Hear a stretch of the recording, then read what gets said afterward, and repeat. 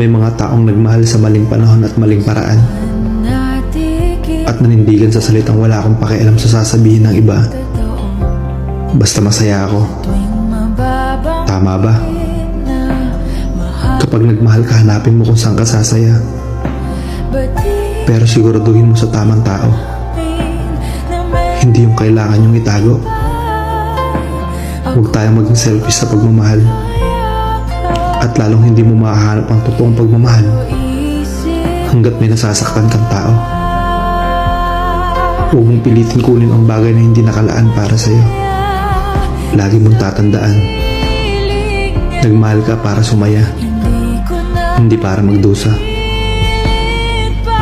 Ituwid ang mali sa tama